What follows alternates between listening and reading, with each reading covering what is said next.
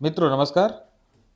मैं हूं अभिषेक चौहान। स्वागत है आपका ADR GS अकेडमी पर। डेली 10 हमारा करंट अफेयर्स का एक प्रोग्राम है जिसमें हम 10 अति महत्वपूर्ण करंट अफेयर संबंधित तथ्यों का संकलन आपके सामने रखते हैं।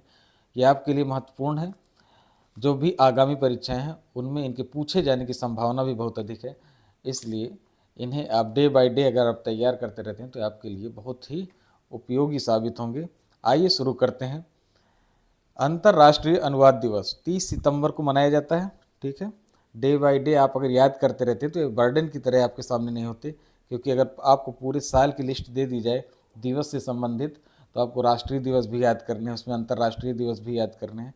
वो कुल मिलाकर बहुत सारे हो जाते हैं और ऐसी स्थिति में आपके लिए समस्या पैदा होती है। इसलिए प्रतिदिन का जो आता है, जो जो भी महत्वपूर्ण है उसमें एक महीने में 10 या 20 डेज होते हैं जो इम्पोर्टेंट होते हैं, वो आप उस महीने के महीने समाप्त करते जाइए तो ये आपके लिए समस्या नहीं क्रिएट करते। हाँ, तो 30 सितंबर आपका अंतर्राष्ट्रीय अनुवाद दिवस है, इंटरनेशनल ट्रांसलेशन डे। ठीक है, और अगर इसकी थीम की बात करें तो थीम भी बहुत महत्वपूर्ण होती है। थीम है the changing face of translation and interpreting. ठीक, ये थीम आप देख लीजिए और याद करने का तरीका है कि इसमें ट्रांसलेशन बीच में जरूर आया है, the changing face of translation and interpreting. और ये मनाया किस स्मृति में जाता है तो सेंट जीरोम। ठीक है, सेंट जीरोम की स्मृति में मनाया जाता है। इन्होंने बाइबिल का अनुवाद किया था और इसीलिए अंतर्राष्ट्रीय अनुवाद दिवस सेंट जीरोम को ही समर्पित है। आगे चलते हैं। अंतर्राष्ट्रीय वृद्धजन दिवस 2023। ठीक है, ये भी हाल ही में चर्चा में है। अंतर्राष्ट्रीय वृद्धजन दिवस 2023 या international day of older person 2023 अथवा वर्ल्ड एल्डर्स डे 2023, ये सारे नाम इन्हीं के हैं। ठीक है, 1 अक्टूबर को मनाया जाता है। 1 अक्टूबर आपका इनको समर्पित है। और इस बार की जो थीम है 2023 की वो ये है, बदलती दुनिया में वृद्धजनों का लचीलापन। बदलती दुनिया में वृद्धजनों का लचीलापन। साथ ही कन्फ्यूजन बढ़ता है विश्व वरिष्ठ नागरिक दिवस के आधार पर, तो उसको भी मैंने लिख दिया है। वो 21 अगस्त को मनाया जाता है, विश्व वरिष्ठ नागरिक दिवस। ठीक है, वर्ल्ड सीनियर सिटीजन डे है इसका, world senior citizen day, WSD आप उसको याद कर सकते हैं। ठीक है, तो 21 अगस्त और 23 और 1 अक्टूबर, ठीक है, इन दो में आपको कंफ्यूज नहीं होना। दोनों अलग अलग चीज़ें हैं, बहुत थोड़ा सा अंतर है और उस अंतर को आपको ध्यान में रखना है। आगे चलते हैं। सामाजिक सुरक्षा समझौता। ठीक है, सामाजिक सुरक्षा समझौता अंतर्राष्ट्रीय स्तर पर एक देश दूसरे देश के साथ करता है, खासकर जहाँ पर प्रवासन की स्थिति होती है, जहाँ पर लोग प्रवासित होते हैं काम के लिए, व्यवसाय के लिए, तो ऐसे देशों के साथ काफ़ी पॉपुलर होता है। हाल ही में भारत ने अर्जेंटीना के साथ किया है। ठीक है, तो यहाँ पर एक दूसरे के देश में जो श्रमिक हैं, जो प्रोफेशनल्स हैं, पेशेवर हैं, उनकी समस्याओं का समाधान डिप्लोमेट्स के माध्यम से, डिप्लोमेसी के माध्यम से किया जाता है। ठीक है, ये समझौता किसके साथ हुआ हाल में? अर्जेंटीना के साथ, भारत और अर्जेंटीना के बीच। ठीक है, आगे चलते हैं। Counter terrorism FTX 23। ठीक है, 23 का तात्पर्य 2023 से। काउंटर टेररिज्म FTX का मतलब है F for field, T for training और X फॉर एक्सरसाइज। एक्सरसाइज के लिए E नहीं, X यूज में ज़्यादा लाया जाता है, तो इसे आप याद रखें। FTX का मतलब है फील्ड ट्रेनिंग एक्सरसाइज, और ये डेडिकेटेड है आपकी काउंटर टेररिज्म, अर्थात ये एक्सरसाइज आपकी आतंकवाद रोधी कॉन्सेप्ट को अपनाए हुए है और इसका आयोजन हुआ है आपका मॉस्को, रूस। मॉस्को, ठीक है, मॉस्को कहाँ पर है? रूस। और होस्ट रूस ने किया है, साथ में को होस्ट आपके म्यांमार। भारत की भूमिका करते हैं तो भारत की भी एक सैन्य टुकड़ी ने इसमें भाग लिया, इंडियन आर्मी की, राजपुताना राइफल्स। ठीक है, तो राजपुताना राइफल्स ने इसमें भाग लिया है काउंटर टेररिज्म FTX 2023 में, जो हुई है मॉस्को में, म्यांमार और रूस के मेजबानी में। ठीक है, होस्ट मतलब मेजबानी। चलिए आगे चलते हैं। समक्का सरक्का केंद्रीय जनजाति विश्वविद्यालय। समक्का सरक्का केंद्रीय जनजाति विश्वविद्यालय हाल ही में चर्चा में रहा है और ये वास्तु विश्वविद्यालय भी स्थापित नहीं हुआ है। स्थापना की घोषणा की गई है, कहाँ पर? तेलंगाना के मुलुगु जिले में इसकी स्थापना की जाएगी। ठीक है, अभी हुई नहीं है, की जाएगी। तेलंगाना ठीक है, मुलुक जिले में। ये जनजातीय विश्वविद्यालय है और केंद्रीय है, ठीक है, सेंट्रल यूनिवर्सिटी का इसका दर्जा होगा एसटी कैटेगरी के लिए। और प्रधानमंत्री नरेंद्र मोदी ने अपने हाल ही में तेलंगाना विजिट के दौरान इसकी घोषणा की। क्लियर, आगे चलते हैं। 13th Indo Pacific army chiefs conference, सैन्य प्रमुखों का सम्मेलन है, ठीक है, हिंद और प्रशांत महासागर क्षेत्र के मामले। और कौन सा नंबर है इसका? 13वां। अब तक 13 बार ये हो चुका है, या 12 बार हो चुका है, 13वां बार ऑर्गेनाइज हुए। तो ये कहाँ पर हुआ? नई दिल्ली। नई दिल्ली में कहाँ पर? मानेकशा सेंटर। आप नई दिल्ली भी याद रखिए, मानेकशा पूछ सकता है पर जरूरी नहीं, हम नई दिल्ली जरूर याद रखिए। भारतीय सेना और यूएस सेना द्वारा संयुक्त रूप से इसका आयोजन किया गया है, ठीक है। इसके जो होस्ट हैं भारतीय सेना और यूएस सेना। साथ ही इसे आर्मी और नेवी की दुनिया की सबसे बड़ी कॉन्फ्रेंस माना जाता है। आर्मी नेवी की दुनिया की सबसे बड़ी कॉन्फ्रेंस माना जाता है, ठीक। आगे चलते हैं। भारतीय भाषा उत्सव कार्यक्रम, ये भी हाल में चर्चा में रहा। भारतीय भाषा उत्सव कार्यक्रम याद रखिए इसको, नई दिल्ली में आयोजित हुआ और इसकी जो थीम है भाषा अनेक भाव एक, बहुत ही इंपॉर्टेंट है, याद रखिए, भाषा अनेक भाव एक। ये 75 दिवसीय प्रोग्राम है जिसे हाल ही में शुरू किया गया है और ये 11 दिसंबर तक चलेगा, 2023 तक, ठीक। 75 डेज का एक कार्यक्रम है। भारतीय भाषा उत्सव कार्यक्रम कहाँ मनाया जाएगा? नई दिल्ली। क्लियर। कांतार इंडिया रिपोर्ट, हाल ही में चर्चा रहा, कांतार इंडिया रिपोर्ट के नाम से भी जारी करता है और कांतार रिपोर्ट के नाम से इंटरनेशनल लेवल पे चीज़ों को अपनी रिपोर्ट को ये जारी करता है।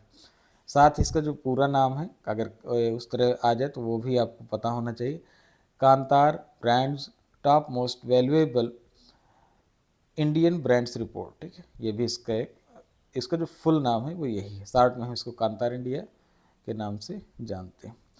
सबसे मूल्यवान कंपनी इसके द्वारा जो निर्धारित की गई है, सबसे मूल्यवान कंपनी कौन सी है? टीसीएस। और ये इसलिए महत्वपूर्ण है क्योंकि लंबे समय से एचडीएफसी इसमें स्थापित थी, जो सेकेंड नंबर पर चली गई है, और थर्ड नंबर पर आपकी इन्फी अर्थात इन्फोसिस है, ठीक। तो कांतार इंडिया रिपोर्ट के अनुसार टाटा कंसल्टेंसी सर्विस, टीसीएस का फुल फॉर्म क्या है? टाटा कंसल्टेंसी सर्विसेज, तो ये आपकी पहले स्थान पर पहुंच गई है। क्लियर, आगे चलते हैं। रुइक्सियांग झांग, ठीक, ये भी हाल ही में चर्चा में रहे और शस्त्र रामानुजन अवार्ड इन्होंने प्राप्त किया है। शस्त्र रामानुजन अवार्ड प्राप्त किया है। यहाँ शस्त्र का मतलब अभी बताते हैं। रुइक्सियांग की बात करें तो ये कैलिफोर्निया विश्वविद्यालय के सहायक प्रोफेसर हैं, ठीक है। और किस चीज़ के प्रोफेसर हैं? मैथमेटिक्स के। क्योंकि ये जो अवार्ड है, शस्त्र रामानुजन अवार्ड, किस क्षेत्र में दिया जाता है?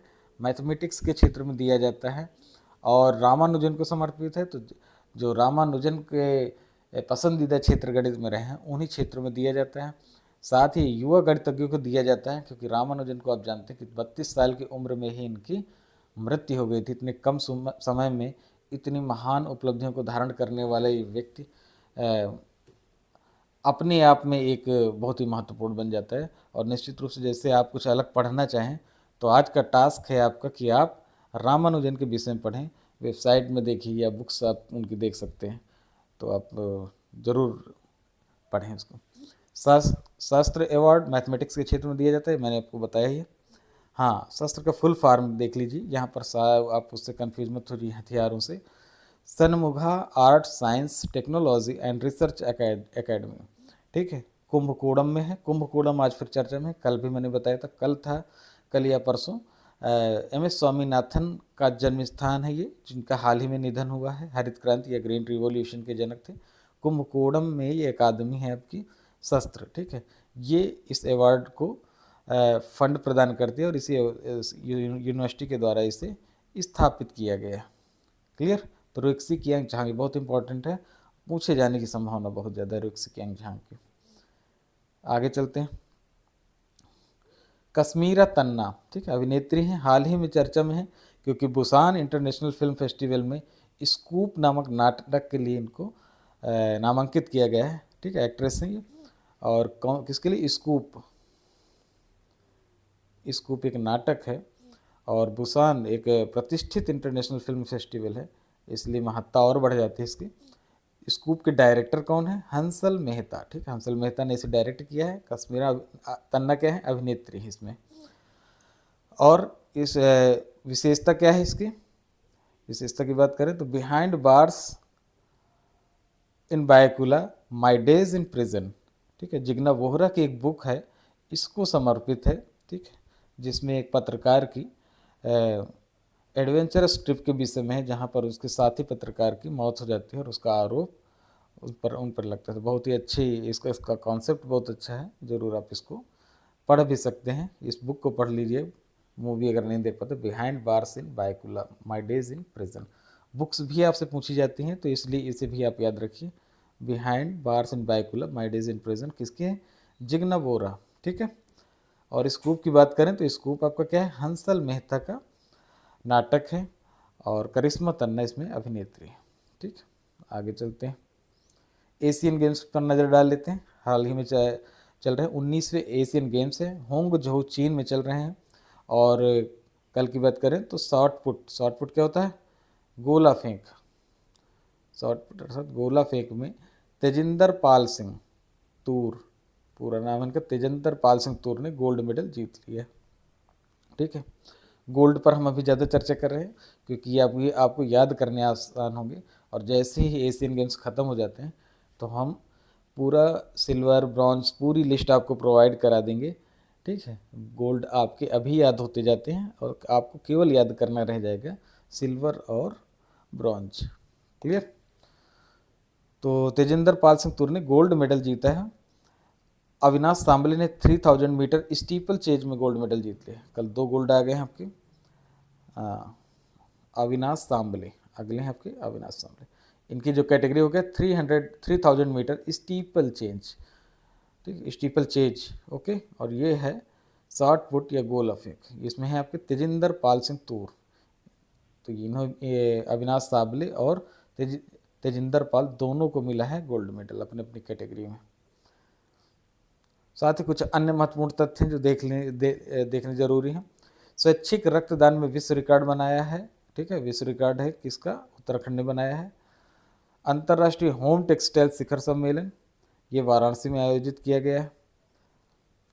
ठीक, के एन शांता हाल ही में चर्चा में रहे। के एन शांता, तो के एन शांता क्या बने हैं? Press trust of India, PTI के प्रमुख बने हैं। के एन शांता, पीटीआई। क्लियर? आगे चलते दिनेश दास यूपीएससी के नए सदस्य बने। कहेंगे पर दिनेश दासा भी मिलता है। दिनेश दास आप याद रखिए, यूपीएससी के नए सदस्य बने। ठीक, ये भी हो गया। आगे देखिए, नितिन गुप्ता सीबीडीटी के चेयरमैन वर्तमान में भी हैं और इनका कार्यकाल समाप्त हो रहा था तो गवर्नमेंट ने इनकी 9 मंथ की क्या की? कार्यकाल में वृद्धि कर दी, 9 महीने की कर दी है। नितिन गुप्ता। सीबीडीटी का फुल फॉर्म क्या है? Central board for direct taxes. 2 तरह के टैक्सेस होते हैं, डायरेक्ट टैक्स और इनडायरेक्ट टैक्सेस। जो विकसित देश होते हैं वहाँ पर आप डायरेक्ट टैक्सेस को घटने की प्रवृत्ति देखते हैं, बहुत ही कम होते हैं या तो नहीं होते। जबकि भारत जैसे देशों में डायरेक्ट टैक्सेस की भूमिका बहुत ज़्यादा है और इन्हें प्रतिगामी माना जाता है डायरेक्ट टैक्सेस को। जैसे आप जो भी डायरेक्ट टैक्सेस हैं, आपके इनकम टैक्स, ठीक है, कस्टम ड्यूटीज़, ये सारे आपके डायरेक्ट टैक्सेस हैं, टैक्सेस, एक्साइज ड्यूटीज़। तो ज़्यादा अच्छा क्या माना जाता है? इनडायरेक्ट टैक्सेस, जैसे कि जीएसटी। ओके, आगे चलते हैं।